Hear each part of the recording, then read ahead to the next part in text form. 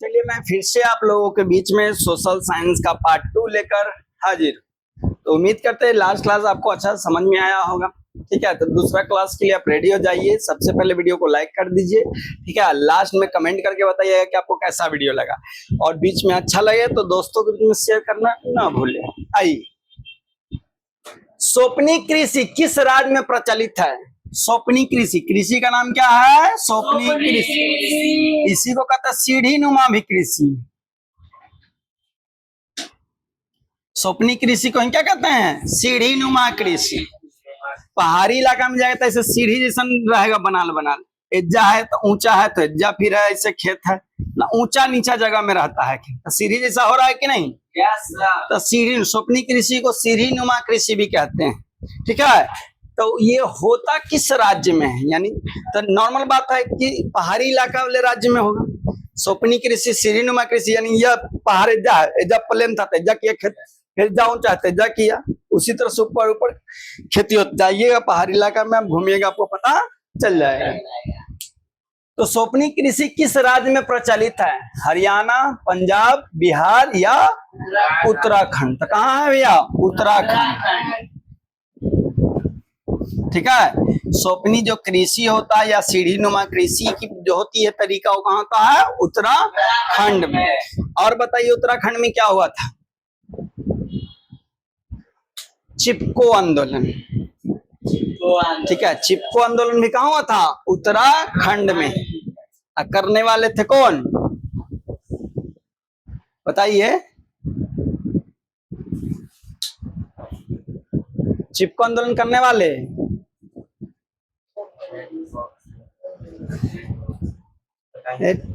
Comment box में बताइएगा, छोड़ देते हैं हम भी।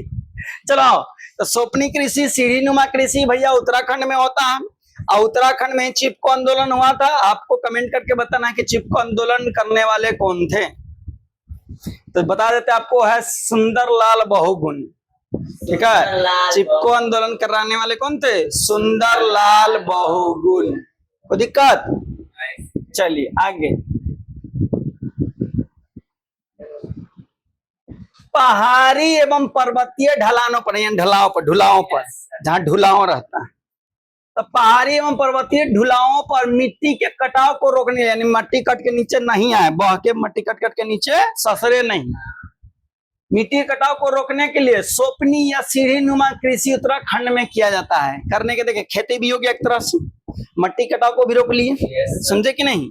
मिट्टी कटाव को भी रोक लिए। सीढ़ी नुमा, जिससे मान लीजिए ये पहाड़ है आपका,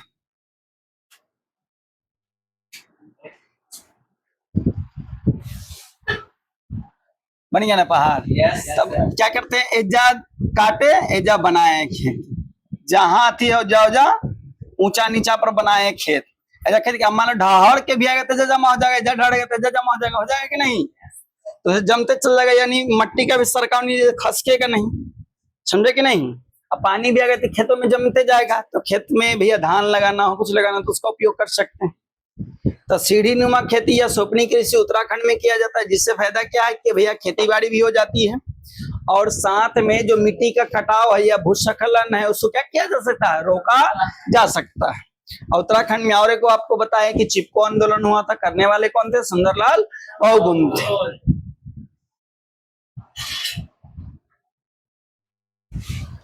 रुख जिंदगी ने मोर लिया कैसा, हमने सोचा नहीं।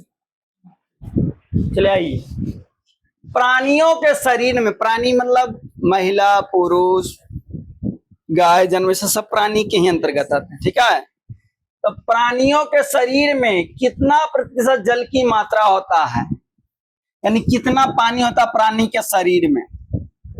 क्या 55%, 60%, 65% या 70%? तो कितना होगा? 65%। प्राणियों के शरीर में पानी की जो मात्रा होती है 65, यानी हम लोग अभी शरीर में 65% पानी। ठीक है ना? खून कितना होता है बताइए तो? खून 5 से 6 लीटर।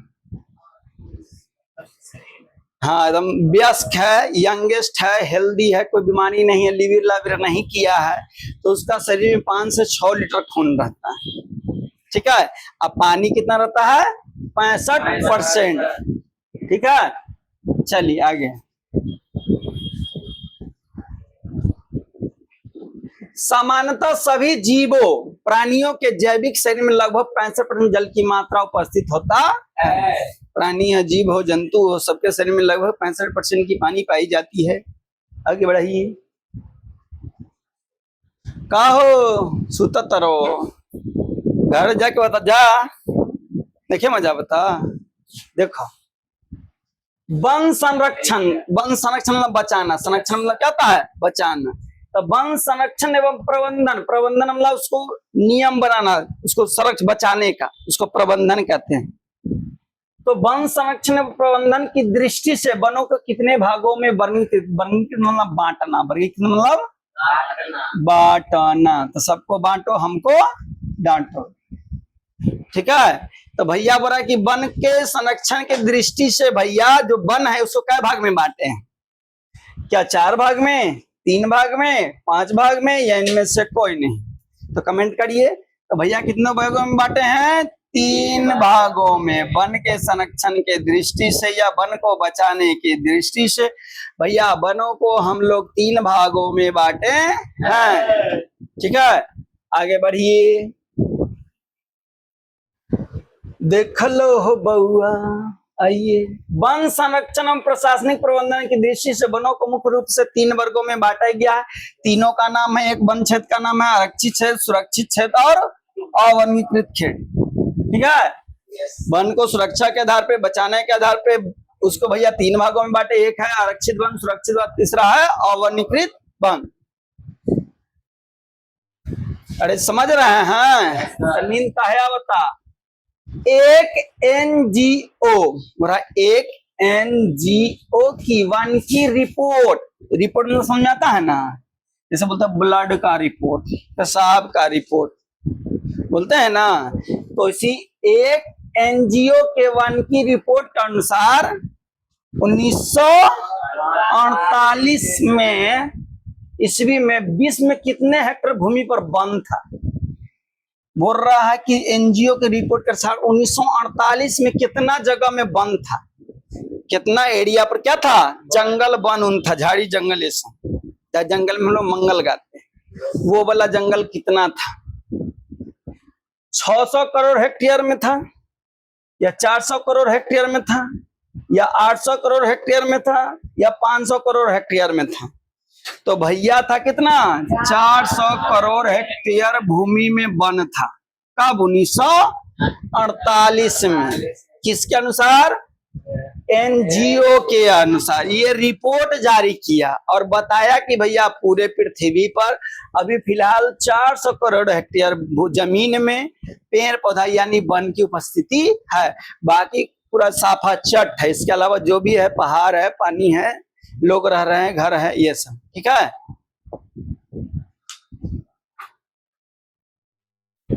देखो FAO या एनजीओ की वन की रिपोर्ट के अनुसार 1948 में विश्व में लगभग 400 करोड़ हेक्टेयर भूमि भाग पर वन फैला हुआ था। आगे बढ़िए। स्वाहा पूरे लिवली बात वे करे ठोक दी पलक देवरा बाटे बड़ी चिकन आई।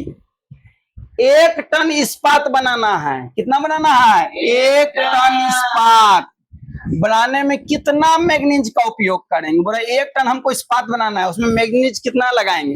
ये चावल दाल जैसे सब्जी बनाना है तो पता नहीं कि 2 चम्मच नमक डालना है, या पानी 1 लोटा डालना है, कि 1 बाल्टी डालना है, कि 1 ड्राम डालना है, ब्लूका ड्राम से डालना है कि ललका ड्राम से डालना है, होता है ना। तो भैया उसी तरह से बोल रहा है कि 1 टन हमको इस्पात बनाना है तो कितना मैग्नीज लेंगे। क्या 5 किलो लेंगे, 10 किलो लेंगे, 15 किलो लेंगे, या 20 किलो लेंगे। तो कितना लेंगे 10 किलो। किलो हुआ वही केजी। तो 1 टन आपको 1 टन में कितना केजी 1000 केजी, यानी 1000 केजी इस्पात बनाना है तो 10 किलो लेंगे मैग्नीज इस्पात आप बना दीजिए। क्या समझें, घुस रहा है। चलो 1 टन यानी 1000 किलोग्राम इस्पात का निर्माण, देखो इस्पात को क्या कहते हैं? स्टील। अभी सुने ना, स्टील का बर्तन ज्यादा चल रहा है, स्टेनलेस स्टील। तो बनाने के निर्माण में 10 किलोग्राम मैग्नीज का यश की उपस्थिति होता है, यानी जरूरी होता है। चलिए चलो मोरे राजा। कोयला का सर्वोत्तम प्रकार कौन है, यानी कोयला सबसे अच्छा क्वालिटी वाला, सबसे अच्छा क्वालिटी का कोयला कौन? तो पहले जान जाइए कि कोयला 4 प्रकार, कोयला का प्रकार क्या गो? कोयला 4 प्रकार का होता है। कोयला का प्रकार के 4 प्रकार के। एक है एंथ्रासाइड, दूसरा है पीट, तीसरा है लिग्नाइट और चौथा है बिटुमिन्स। ये 4 प्रकार का कोयला होता है। याद रखिएगा, आपका एग्जाम में पूछता है कि कोयले के कितने प्रकार हैं, तो 4 प्रकार, एंथ्रासाइड, पीट, लिग्नाइट और बिटुमिन्स। ये 4 प्रकार के कोयला हैं जो आपको याद करना है। भैया सबसे अच्छा ये वाला होता है एंथ्रासाइड। सबसे अच्छा कोयला कौन? एंथ्रासाइड। सबसे खराब कोयला कौन? खराब कोयला कौन? पीट। भारत में पाया जाता है कौन?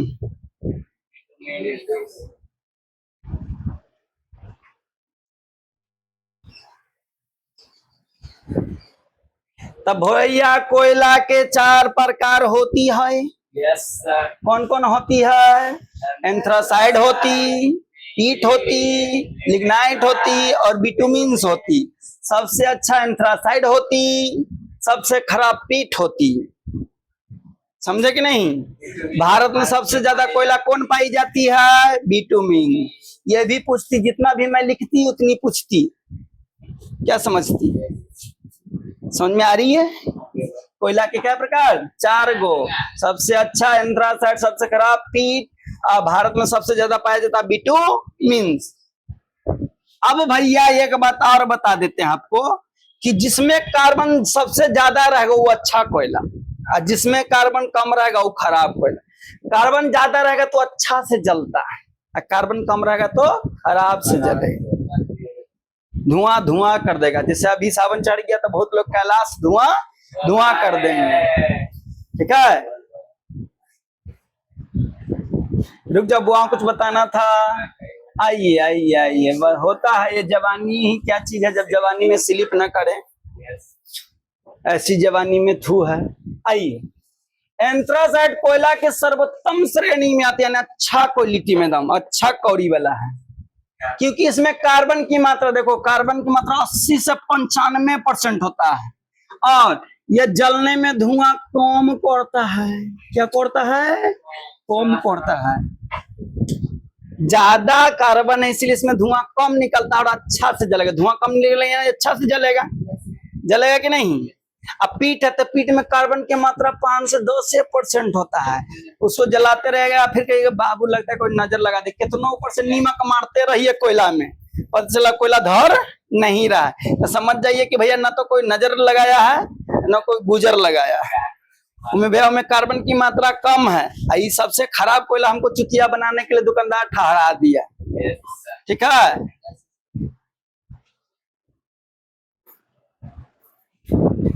इनमें कौन सा उपभोक्ता उद्योग, उपभोक्ता किसको कहते हैं? उपभोक्ता जो सामान का उपयोग करता है सब उपभोक्ता। हम लोग कोई भी वस्तु खरीद के हम लोग इस्तेमाल कर रहे हैं वो उपभोक्ता कहलाता है। समझे कि नहीं? तो हम लोग भी कुछ ना कुछ सब्जी तो खरीदिए के खाते हैं, तो हम लोग भी एक तरह से क्या है? उपभोक्ता है। अब है उपभोक्ता उद्योग, उपभोक्ता उद्योग। तो उपभोक्ता उद्योग मतलब क्या, ऐसा चीज जो कंपनी में बने, डायरेक्ट आदमी उसको ठूस ले। समझे कि नहीं? डायरेक्ट उसको क्या कर ले? ठूस ले, कांच ले। तो बुरा इनमें से कौन उपभोक्ता उद्योग है? पेट्रोल, रसायन, पेट्रोल ठूस लेते हैं डायरेक्ट, लोहा भी ठूस लेते हैं, चीनी तो ठूस लेते होंगे, चीनी में, दूध में कहीं ना कहीं डाल के ठूसिए लेते होंगे। तो ये है उपभोक्ता उद्योग। चीनी उद्योग क्या है? उपभोक्ता उद्योग। और ज्यादा चीनी खाइएगा तो आपको कौन सा बीमारी हो जाएगा? मधुमेह, डायबिटीज। सुने कि नहीं? जो इंसुलिन की कमी से हो जाती है। हाँ शुगर वाला बीमारी हो जाएगा। शुगर वाला जैसे करोगे फूक जाते रहोगे करके, समझा कि नहीं। चलो आगे।